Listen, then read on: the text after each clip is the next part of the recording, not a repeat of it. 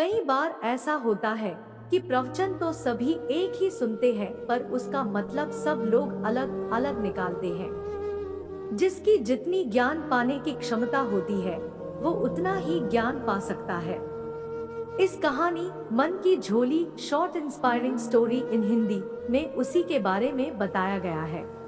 एक बार बुद्ध कहीं प्रवचन दे रहे थे।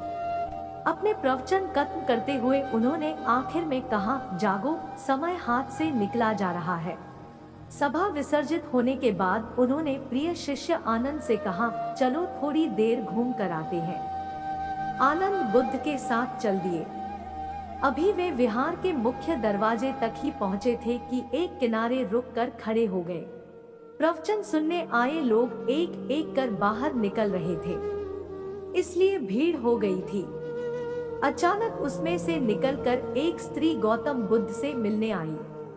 उसने कहा, तथागत, मैं नर्तकी हूँ। आज नगर सेठ के घर मेरे नृत्य का कार्यक्रम पहले से तय था, लेकिन मैं उसके बारे में भूल चुकी थी। आपने कहा समय निकला जा रहा है, तो मुझे तुरंत वह बात याद आ गई। उसके बाद एक डकैत बुद्ध की ओर आया। उसने कहा, तथागत, मैं आपसे कोई बात छिपाऊंगा नहीं। मैं भूल गया था कि आज मुझे एक जगह डाका डालने जाना था, मगर आपका उपदेश सुनते ही मुझे अपनी योजना याद आ गई। बहुत बहुत धन्यवाद। उसके जाने के बाद धीरे धीरे चलता हुआ एक बूढ़ा व्यक्ति बुद्ध के पास आया।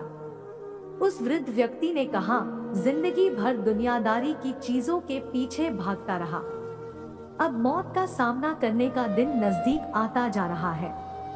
अब मुझे लगता है कि सारी जिंदगी यूं ही बेकार हो गई। आपकी बातों से आज मेरी आंखें खुल गई।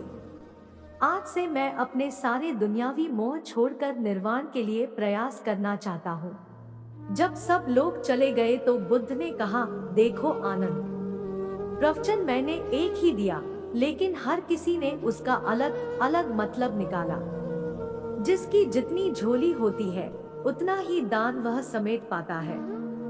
निर्वाण प्राप्ति के लिए भी मन की झोली को उसके लायक होना होता है।